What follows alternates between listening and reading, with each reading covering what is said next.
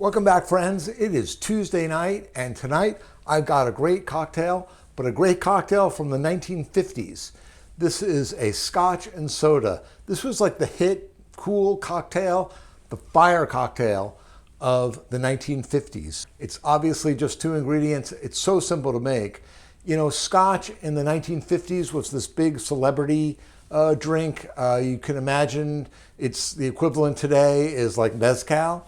But it was this really popular and cool drink. So we're going to try to revive that great, simple, and delicious cocktail. I got some pro tips on how to make it. And I've got some tunes here. We're going to listen to some 1950s, 60s tunes. Miles Davis at the Plug Nickel in Chicago. And so it's of the era. And that's what we're listening to tonight on the club. So kick back, grab yourself a drink, cue up some tunes, and stay tuned as we go through the build. This is Tuesday Night Cocktail Club, which meets every week for great cocktails and good company.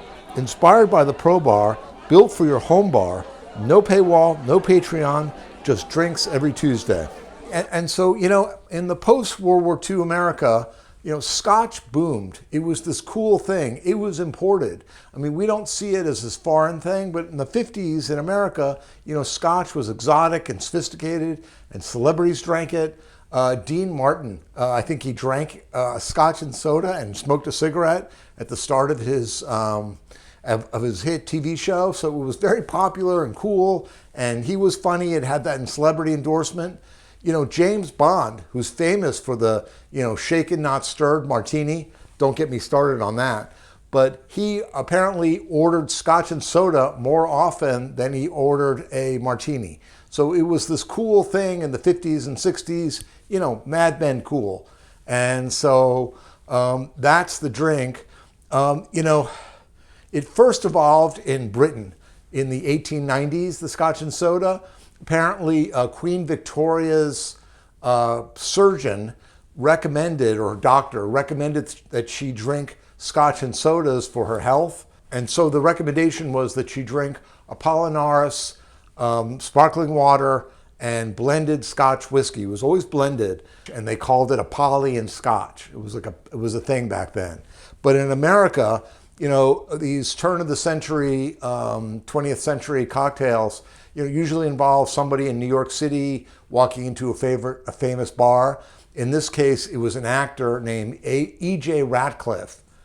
He was a well-known star on Broadway, but in films, he did 3 films. In fact, he's a British guy, but he did 3 films where he appeared as Teddy Roosevelt, including the film, and I like this name, The Fighting Roosevelts. And so he walked into a bar in New York, ordered the drink. It became a popular drink then.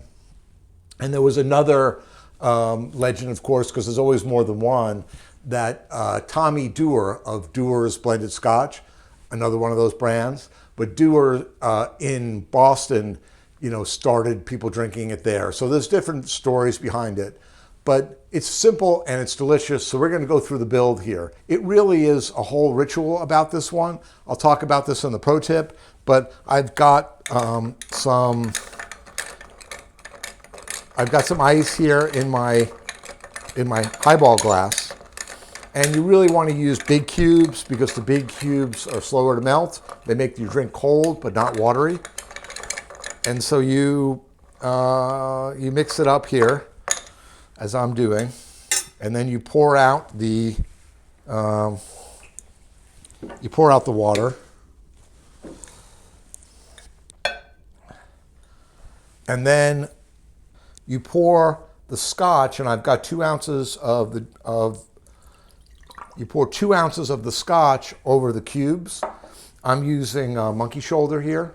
Use whatever you like. It really does call for blended. Part of the whole charm of the thing is it's not that expensive and it's just easy to make. Although some people make it hard, but it's easy to make.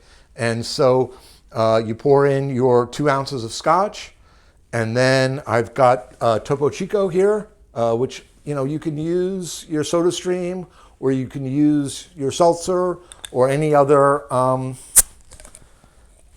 mineral water you have, really, that you like. I mean, I do have some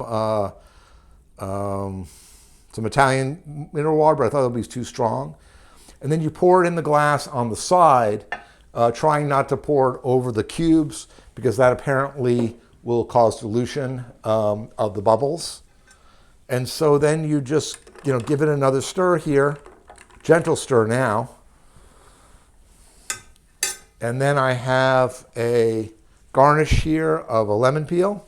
And so you express the oils, give it a little stir. And there you have a Scotch and soda.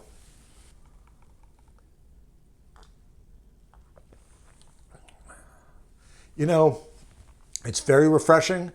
It's effervescent because you have the bubbles. The lemon kind of pulls through on the Scotch. The Scotch has normal, roasted peaty flavors that a Scotch has. And it's a great way to, literally to hydrate and have your alcohol at the same time. I mean, it's a great combo. And it's also fun just saying Scotch soda. But, anyways, but this is a really good drink. And it really takes on the flavor of whatever Scotch you use. So if you've got a very peaty one, obviously it'll taste very peaty. If it's a little, softer, it has those flavors. It's the Scotch flavors, but it's really softened by all that water. And, if you're trying to learn how to drink Scotch, boy, here's a great way to start. I like it in the summertime because it's hot out. I like it in the wintertime because it's got those winter kind of flavors to it. And so I think it's a great drink. Let me go through my pro tips here though, because there is a whole ritual behind this cocktail. That's a Japanese highball, which is obviously related to this. But in Japan, there's a whole ritual with this cocktail. You fill a chilled glass to the brim with ice. And then before you put any ingredients in it, you stir it 13 times clockwise and to get the glass chilled even more and to get the ice worked into the glass more. And then you pour off any excess water. You pour in 2 ounces or 1.5 ounces in Japan because they like more dilution, but 1.5 ounces of the Scotch. And you pour that over the cubes and then give it one more stir. And then you pour in, like I did, the mineral water or the seltzer, whatever you're using, on the side in order to prevent the bubbles from dissipating. And then there's your drink, but there's greater dilution on that version, and it has this whole ritual. If you really get good at it, I'm sure it's fun to show off to other people. I think you probably pay top dollar at a proper bar in Tokyo where they have it. You're really watching them do this for you, and it's really an elegant. It's a whole elegant process. Anyways, that is Tuesday Night Cocktail Club. Like I said, we listened to Miles Davis at the Plug Nickel in Chicago for our tunes. It kind of has that era of it. It has that warm 50s kind of vibe to it. And so here's a great record from that era. And, going forward, I really am sort of in a Scotch mood, and I think St. Patrick's Day is coming up too. So all of that is in the theme. I've got another Scotch cocktail coming up. And so that is Tuesday Night Cocktail Club. Remember to like and subscribe and comment. Tell me what you think of my record. Tell me if you got another suggestion. What kind of Scotch do you like to use for your Scotch and soda? Let us know what you think. Thank you for joining. See you next week on the club.